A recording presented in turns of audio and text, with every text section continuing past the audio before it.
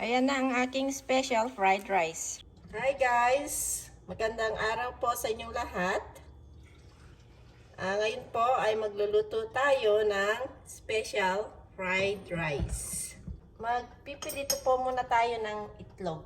Ito ay nag-ano ako ng 4 na egg. 4 eggs po yan. Ngayon, anuhin lang po natin siya.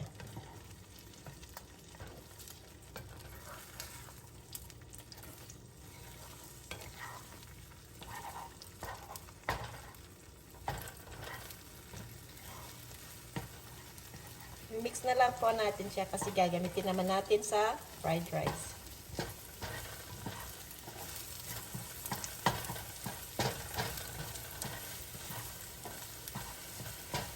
Kaya nga pala, shout out sa lahat ng mga silent viewers ko, sa mga kaibigan ko, sa mga kamag-anak, sa mga kapatid, sa mga brother and sister ko, tsaka sa mga subscriber ko. Maraming salamat po sa inyong lahat sa walang sawang panonood sa aking mga videos at sa mga suporta ninyo.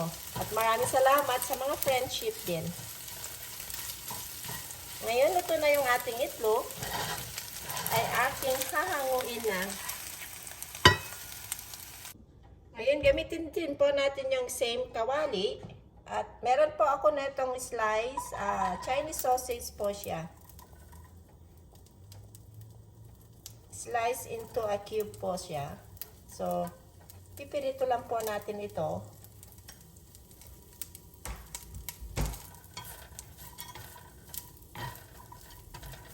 Hanggang magiging tostado siya. Lagyan din po natin ng konting bawang.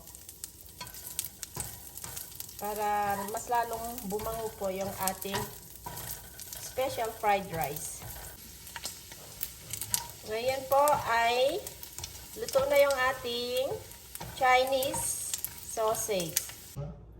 Ngayon, mainit na po yung ating mantika. Lagay na po natin yung ating bawang tsaka sibuyas.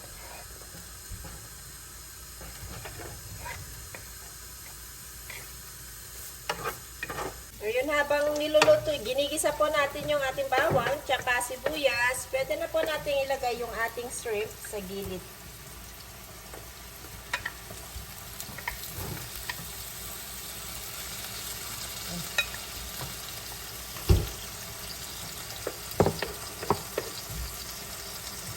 Ayan. Ngayon, ihalo na po natin sa sibuyas yung ating shrimp.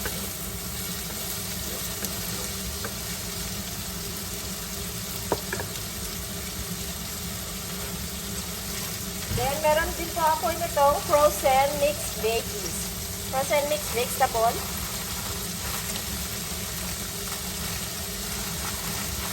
Ayan ang gagamitin natin sa ating fried rice.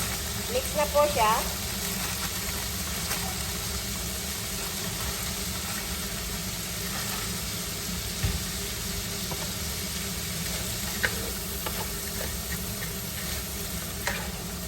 Ayan, haluhaluin lang po natin hanggang mag-mix po lahat. Then, lagyan po natin ng asin. Konting asin lang po para may lasa na yung ating mixed vegetable. Tsaka, ground black pepper po siya. Para magiging mas flavorful yung ating veggies. Tsaka shrimp. Ngayon, pwede na natin ilagay yung ating kanin. Mainit-init pa yung aking rice cooker. Paluluto lang ng aking kanin.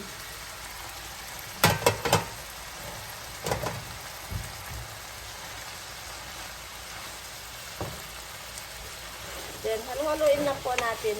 Mix natin lahat.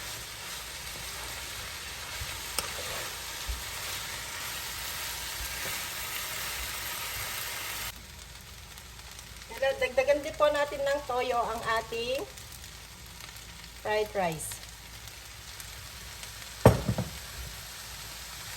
Yan, haluin po natin.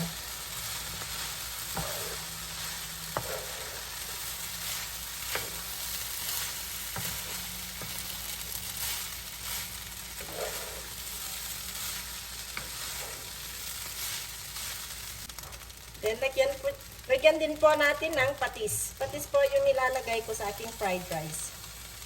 Fish sauce po siya.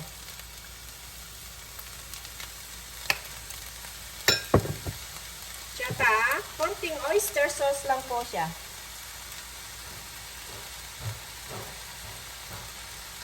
Para malasa yung ating fried rice. Then, halu-haluin lang po natin para magkahalo-halo po yung lasa na ating sinahog.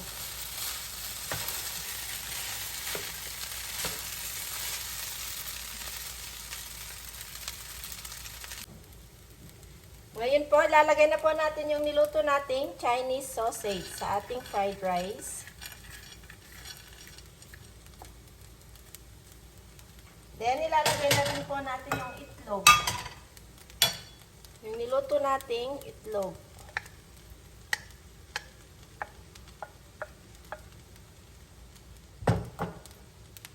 Then, halu-haluin lang po natin silang lahat para magka-mix-mix po silang lahat.